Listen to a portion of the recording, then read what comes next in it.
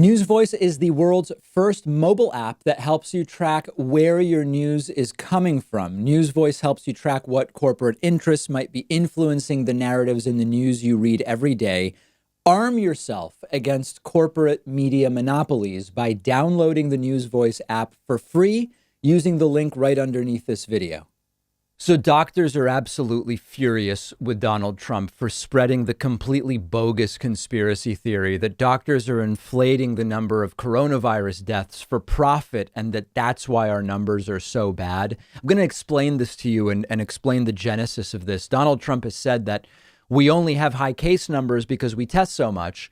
And now he's saying that we only have such high deaths, despite claiming they're low, because doctors make money by lying about the cause of death. Take a look at this clip and then we're going to discuss it. This is from one of Trump's harebrained Saturday Corona rallies, this one in Waukesha, Wisconsin. Take a look. You know, some countries, they report differently. If somebody's sick with a heart problem and they die of COVID, they say they died of a heart problem. If somebody's terminally ill with cancer and they have COVID, we report them, and you know, doctors get more money and hospitals get more money. Think of this incentive. So some countries do it differently. If somebody is very sick with a bad heart, they die of COVID, they don't get reported as COVID. So then you wonder, gee, I wonder why their cases are so low. This country and their reporting systems are really not doing it right. If somebody has a really bad heart and they're close to death, even if they're not, but they have a very bad heart and they get COVID, they put it down to COVID. Other countries put it down to a heart. So we have to be, we're going to start looking at things because, you know, they have things a little bit backwards. They have things a little bit backwards. Joe Biden is made.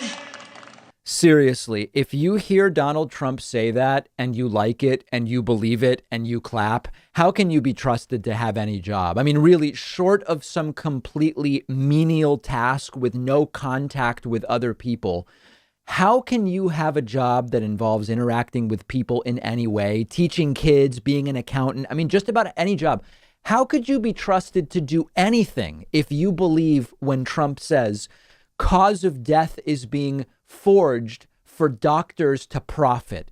There are 60 million of these people, my friends. It is a living nightmare in the United States. But understand that Donald Trump has become your crazy uncle spreading fake news on Facebook.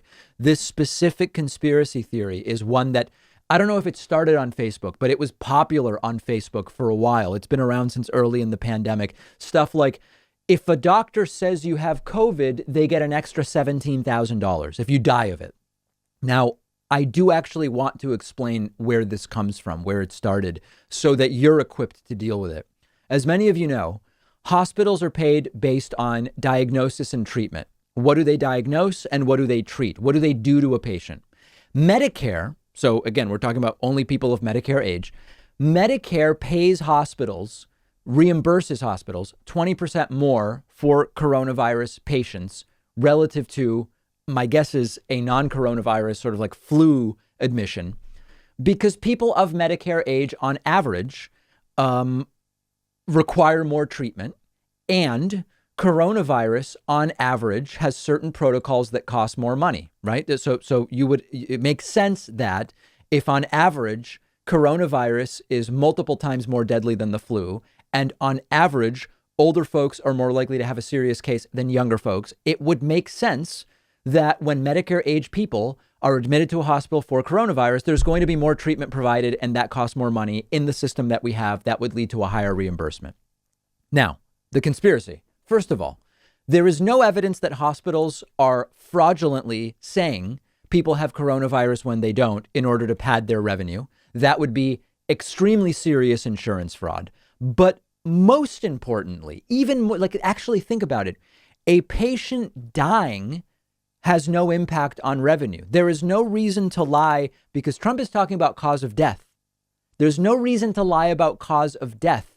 And of course, it would be hugely immoral. And doctors groups are furious that Donald Trump is suggesting it. Rob Davidson is an emergency room doctor who's part of the Committee to Protect Medicare. He said, quote, as a doctor, this is such an insult. We report deaths how they occur. If you did your damn job, we wouldn't be reporting so many COVID-19 deaths, about 130,000 fewer, according to a Columbia University study. This is a very common thing on the right. Everything's fake. It's a smokescreen. Climate change is fake.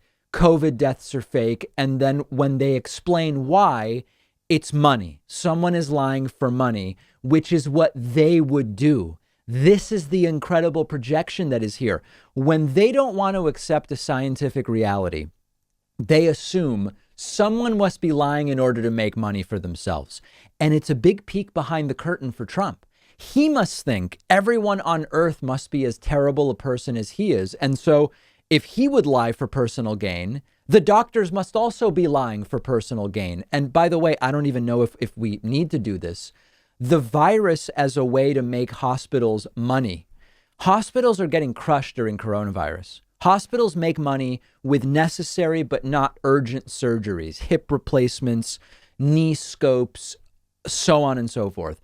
Those are all down dramatically during the pandemic. So the idea that the virus is a hoax generated to make money for the medical industry is absurd, because when you look at the Q2 GDP decline, the leading declining industry was the healthcare industry. This has been terrible for the medical field. Healthcare has been decimated by the virus. ER visits are down, outpatient visits down, surgeries down, short and long-term care, prohibited from admitting people for months during this. A huge increase in PPE costs for the hospitals, even though they have fewer patients. It's been bad. It doesn't make any sense. We must end this insanity. Barack Obama's trying to help end it, and I want to talk about that a little bit.